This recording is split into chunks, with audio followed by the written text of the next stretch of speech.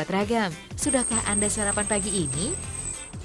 Setiap daerah pasti memiliki menu sarapan yang berbeda-beda. Jika Cirebon punya nasi jamblang, Surakarta mempunyai nasi liwet, maka Kebumen juga tak mau kalah. Di sini terdapat hidangan sarapan yang bernama nasi penggel. Nasi penggel merupakan nasi kepal yang disajikan dengan lauk sayur nangka muda dan kikil. Disajikan di atas piring beralaskan daun pisang, gurih-gurih lezat. Cara penyajian nasi penggel ini unik. Nasinya dibuat menjadi bulatan-bulatan kecil sebesar bola pingpong. Seporsi nasi penggel biasanya terdiri dari 7 hingga 8 bulatan nasi. Biasanya penjual nasi penggel menyediakan aneka lauk yang bisa dipilih, seperti tempe mendoan, tahu, telur, juga kerupuk dan rempeyek. Namun dua lauk utama nasi penggel adalah gori atau sayur nangka yang dimasak gurih dengan santan dan juga kikil yang bertekstur kinyal-kinyal. Nasi penggel terasa sangat enak karena dari nasinya saja diolah masih menggunakan kayu bakar yang ditanak dengan menggunakan perkakas tradisional. Setelah nasi masak, nasi diletakkan pada sebuah tempat diratakan serta diangin-anginkan. Setelah cukup dingin dengan menggunakan daun kelapa dan minyak sayur, nasi diambil satu genggaman tangan dan dikepalkan sehingga berbentuk bulat.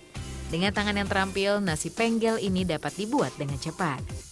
Untuk lauk utamanya berupa sayur gori atau sayur nangka dibuat dengan campuran bumbu.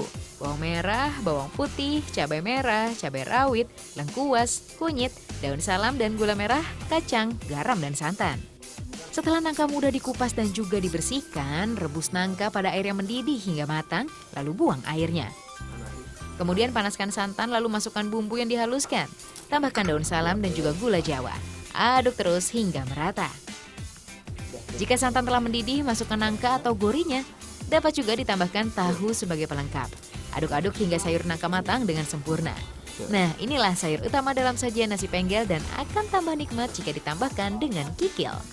Keberadaan nasi penggel memang sudah jarang ditemui di Kebumen.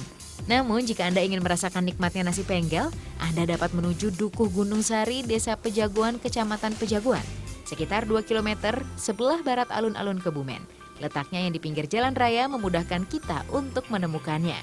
Tiap pagi, puluhan orang rela bangun pagi untuk mendapatkan sesuap nasi penggel yang dijual di beberapa lapak. Warung nasi penggel biasanya buka pukul 5.30 pagi dan sudah ludes pada pukul 8 pagi. Jangan sampai kehabisan ya.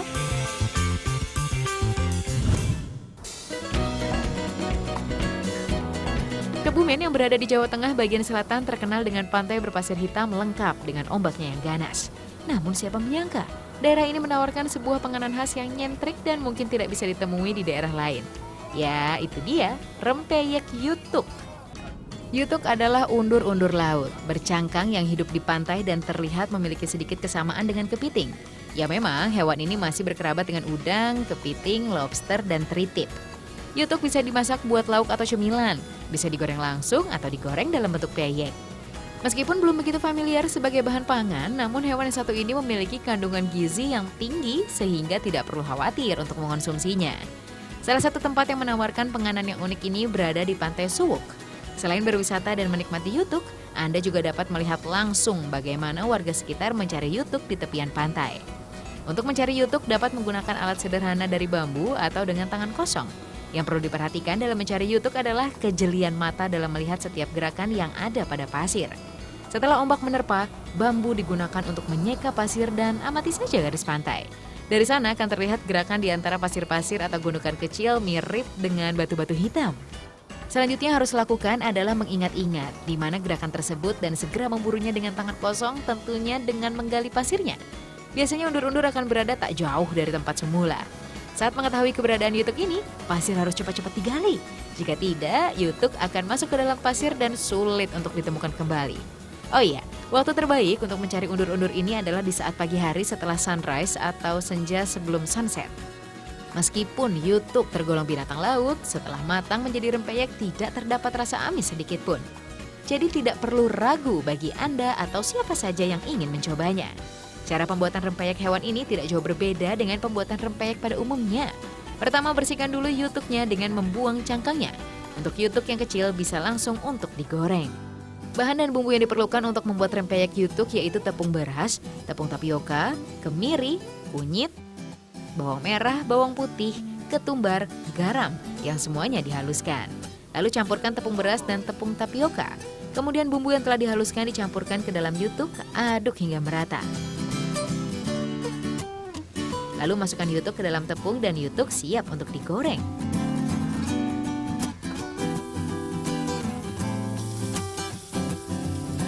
Setelah masak, warna yutuk yang semula putih akan berubah menjadi merah kekuningan dan hal itu mempercantik tampilan dari rempeyek yutuk itu sendiri. Rasa rempeyek khas Kebumen ini didominasi oleh rasa gurih dengan tekstur yang crispy. Rasa renyah berasal dari cangkang luar, sedangkan gurihnya berasal dari cangkang dalamnya. Menikmati lezat dan gurihnya yutuk sambil melihat keindahan yang tersaji di Pantai Suwuk akan menjadi pengalaman yang tak terlupakan di Kebumen. Tertarik mencobanya?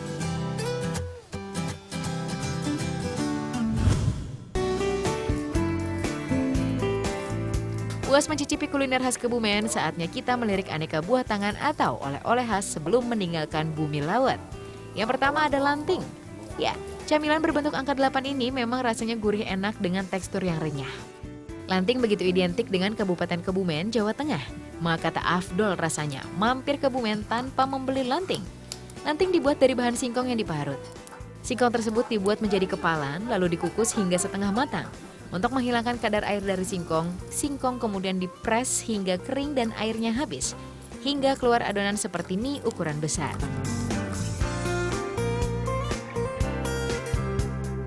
Selanjutnya singkong yang sudah lembut ini diberi tepung singkong, kemudian dirangkai sesuai dengan keinginan. Bentuk lantingnya selain seperti angka 8 juga ada yang seperti cincin. Untuk membuat lanting menjadi angka 8 memang tidak terlalu sulit, namun membutuhkan ketenangan dan juga ketelitian. Barulah lanting siap untuk digoreng. Proses penggorengan lanting dilakukan dengan minyak yang banyak dan juga api yang besar. Setelah dibentuk angka 8, lanting digoreng untuk proses yang pertama. Goreng hingga setengah matang, lalu tiriskan sebentar, lalu goreng kembali hingga matang. Proses menggoreng lanting harus dilakukan dengan cepat dan tidak boleh terlalu lama, agar tekstur lanting terjaga dan tidak menjadi keras. Lanting sudah menjadi camilan yang digemari oleh warga Kebumen baik orang tua maupun anak-anak. Teksturnya yang crispy dan rasanya gurih menjadikan camilan ini selalu dicari saat waktu bersantai bersama keluarga atau untuk menghabiskan waktu senggang. Karena telah menjadi ikon Kebumen, Anda akan mudah mendapatkan lanting di berbagai toko oleh-oleh atau tempat wisata sebagai buah tangan untuk keluarga di rumah.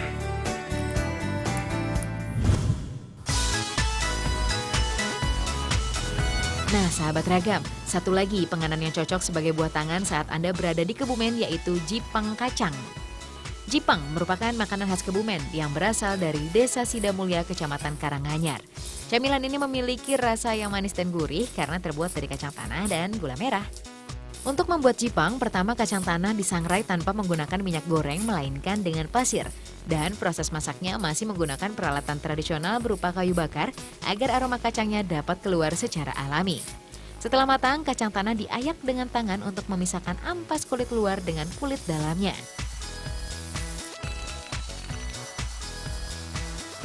Setelah cukup bersih, diayak kembali dengan menggunakan nampan hingga benar-benar bersih. Kemudian letakkan kacang tanah pada tampah dan ratakan dan panaskan gula merah hingga mencair.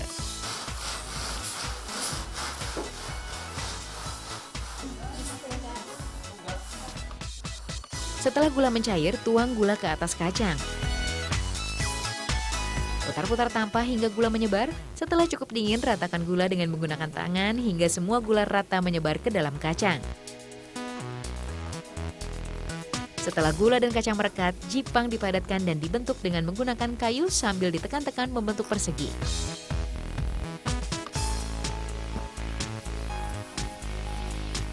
Setelah itu, jipang dipotong panjang-panjang menjadi beberapa bagian.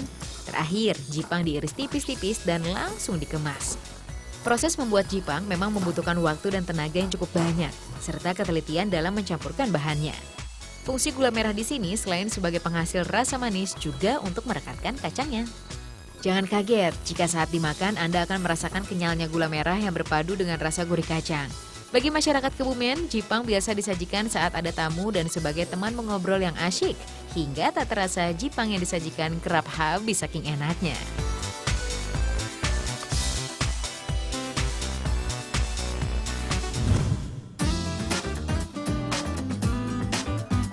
Sahabat, Kebumen juga memiliki kerajinan yang tak kalah unik, yaitu pengolahan sabut kelapa menjadi aneka kerajinan yang bernilai jual tinggi.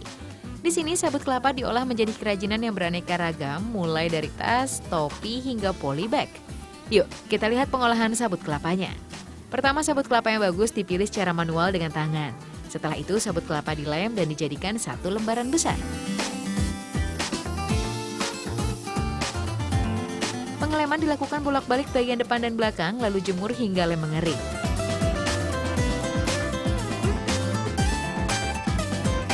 Setelah kering, sabut kelapa siap untuk digunakan menjadi beragam bentuk kerajinan. Salah satunya adalah topi dari sabut kelapa. Pertama, buat pola pada sabut kelapa. Bentuk bagian-bagian dasar untuk membuat topi lalu potong dan dipres ke dalam mesin.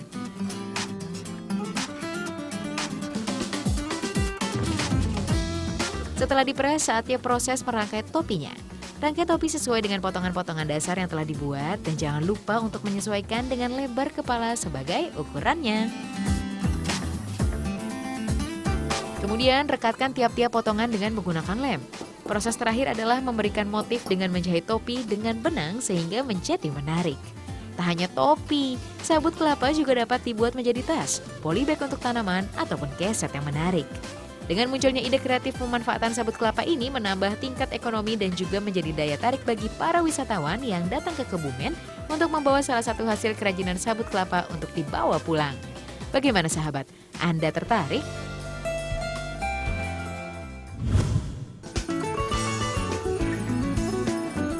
Nah, sekarang saatnya kita berkeliling untuk melihat tempat wisata yang ada di Kebumen. Jika Anda suka akan wisata sejarah namun tetap mengasyikan, Anda dapat menuju Benteng Van der Wijk yang bersejarah. Benteng ini merupakan salah satu peninggalan kolonial Belanda yang berada di kawasan Marga Gombong, Kabupaten Kebumen. Dari pusat kota kira-kira berjarak sekitar 35 km ke arah barat. Benteng Van der Wijk yang dibangun pada tahun 1818 ini berfungsi sebagai tempat pertahanan Belanda pada zaman penjajahan dulu. Benteng ini seluruhnya terbuat dari batu bata merah dan berbentuk segi delapan, sehingga menjadi ciri khusus yang membedakannya dengan benteng lain peninggalan Belanda di Indonesia. Kokohnya benteng ini ditunjukkan dari temboknya yang memiliki ketinggian 10 meter dengan ketebalan 1,4 meter. Di sini para wisatawan menikmati keindahan benteng dengan membawa anak-anak. Terdapat arena bermain anak-anak seperti kereta keliling yang berada di lantai 2 bangunan benteng.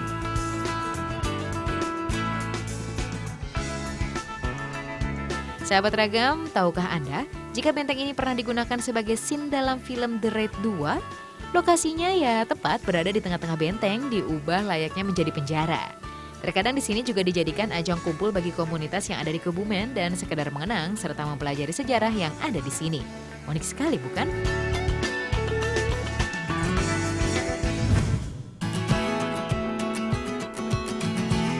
Destinasi kita selanjutnya adalah ikon wisata dari Kabupaten Kebumen yang bernama Goa Jati Jajar. Goa Jati Jajar adalah sebuah situs geologi yang terbentuk dari proses alamiah. Gua yang keseluruhannya terbentuk dari kapur ini memiliki panjang 250 meter dari pintu masuk sampai keluar, dengan lebar rata-rata 15 meter dan tinggi rata-rata 12 meter. Lokasi gua ini berada 50 meter di atas permukaan laut. Untuk menuju mulut goa, kita harus berjalan dari gerbang pintu masuk secara bertahap, menaiki anak tangga hingga mencapai pintu masuk goa.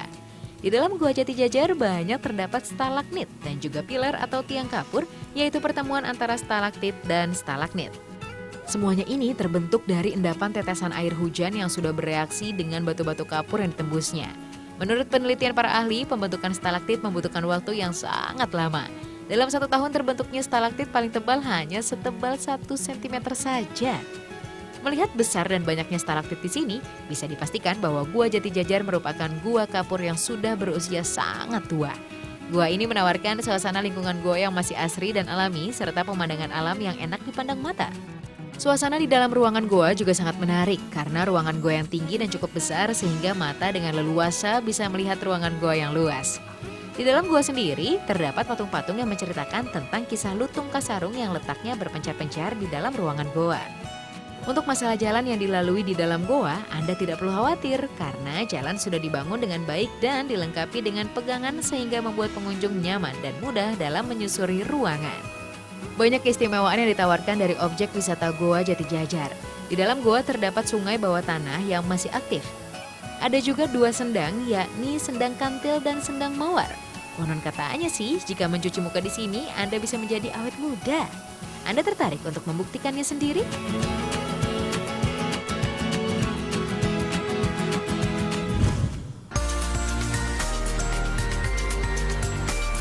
Sahabat Ragam, jangan kemana-mana ya, karena setelah ini masih ada yang menarik untuk Anda saksikan, tetap di Trans 7.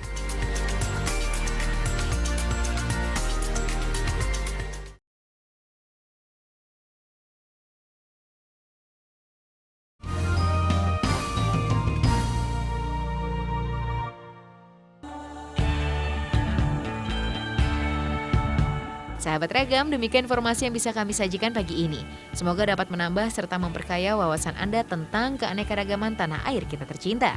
Nantikan eksplorasi Ragam Indonesia selanjutnya di penjuru Nusantara lainnya. Jangan lewatkan redaksi pagi dengan aneka informasi terbaru yang menarik sesaat lagi. Selamat beraktivitas dan sampai jumpa.